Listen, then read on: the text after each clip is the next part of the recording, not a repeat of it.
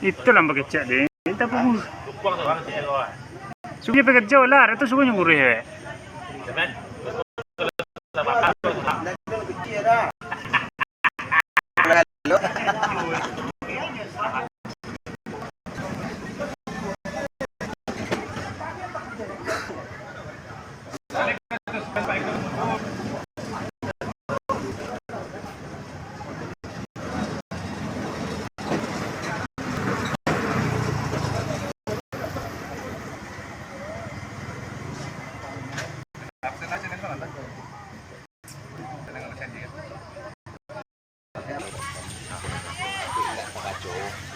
Dalam ruangan.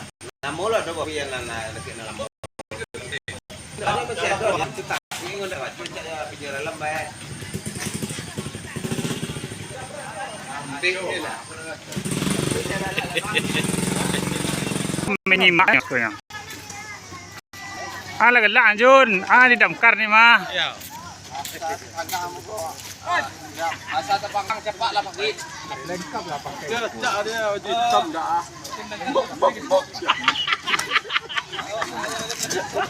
Itu kita. Tuh.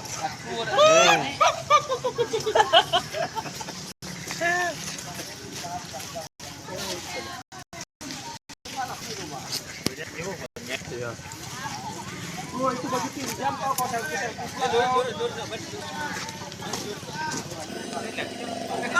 Dia bangga dah ukur tadi leh.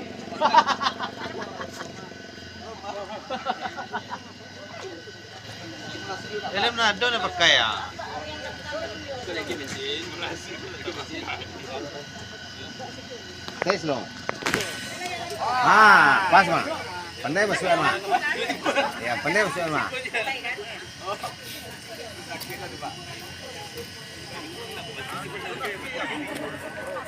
Lalu lu boleh baris kita.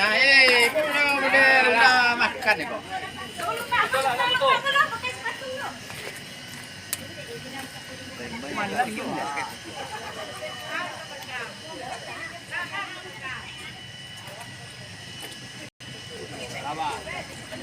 Pak Ji, sekolah Pak Ji, mana Pak Ji ni? Gaya ni masuk nyiram bensin. Ni kayak gaya tu dia tegak. Panggang lawak lah. Itu mengecek ni.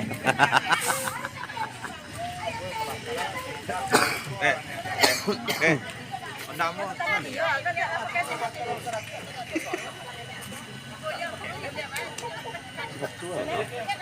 Itu dah legap dia.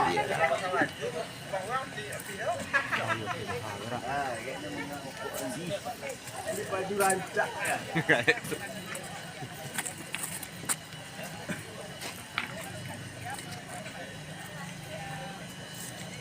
Tahu tahu lah, ubar le. Kalau mau nasor hujan lah. Betul lah dah. Ubar le. Baik sih. Okey. Mulai ni Pak. Assalamualaikum warahmatullahi wabarakatuh. Waalaikumsalam warahmatullahi wabarakatuh. Ada helm ni bukan? Tolong Tuh, tengok helm bukan dalam ruangan orang. kan ada dong. Jadi terima kasih atas kehadirannya pagi ini untuk kita melakukan pelatihan damkar dan simulasinya. Kami hormati Pak Asril, pimpinan Desa, Bapak DM, Pak SD, staf dan anggota kita semua. Jadi ini simulasi dan pelatihan damkar itu diwajibkan kita ke setiap tahun sekali 6 bulan sebetulnya. Tapi kita bisa melaksanakan setahun ini sudah sempat kita laksanakan. Dan ini wajib kita laporkan ke KLH dan ke Disnaker. Jadi TPO ini gunanya untuk kebakaran baru atau kebakaran belum besar baru terjadi kebakaran sama dengan APAR jadi di bangunan. Jadi apa api menjalar kita mukul api supaya nanti memutus jalur api. Ini guna periuk dia. Periuk namanya. Jadi ada lagi garu. Garu ini dua, garu tajam dan garu tumpul. Garu tajam ini gunanya setelah kita ada kebakaran, kita udah siram, itu di bawah gambut itu ada api. Jadi kita membukanya. Kita buka supaya dia keluar. Supaya dia muncul lagi. Jadi api-api di bawah bisa muncul dan kita melakukan penyiraman lagi. Oke, ini ada garu tumpul. Itu hampir sama aja. Cuma ini lebih simpel untuk permukaan. Kayak kayu misalnya, ada membalik-balikan kayu. Itu lebih simpel sebetulnya. Nah, terus ini skop ya, kalau kita butuh agak dalam kita pakai skop untuk membalikkan tanahnya. Ya, ini ada kampak dua fungsi. Ini untuk membelah kayu nanti mana bisa kita belah dari jadikan bisa kita geser dan belah. Dan kita mana bisa kita untuk evakuasi juga bisa. Sama dengan sensor nanti ada sensor juga. Jadi satunya ada sensor. Kita ada bawa Bapak Ibu saya rasa sudah tahu sensor kan. Itu untuk evakuasi kalau seandainya butuh kita memotong kayu-kayu yang rebah di hutan untuk melalui peralatan kereta atau mobil atau traktor yang mau masuk. Oke. Ini ada pompa punggung. Ini gunanya untuk finalisasi atau untuk terakhir kita udah sedikit-sedikit 3 spot. Ini kita pakai ini sama dengan cap solo. Ya, sama dengan cap solo. Cuma ini kita isi air, ini lebih visible dia. Kita pasang sini dulu. Terus kita isi air.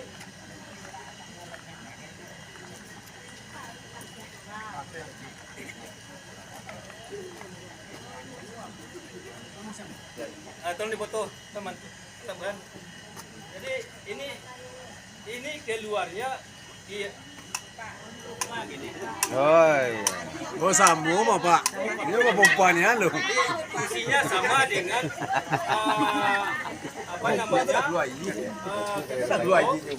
ini bisa jam nozzle-nya.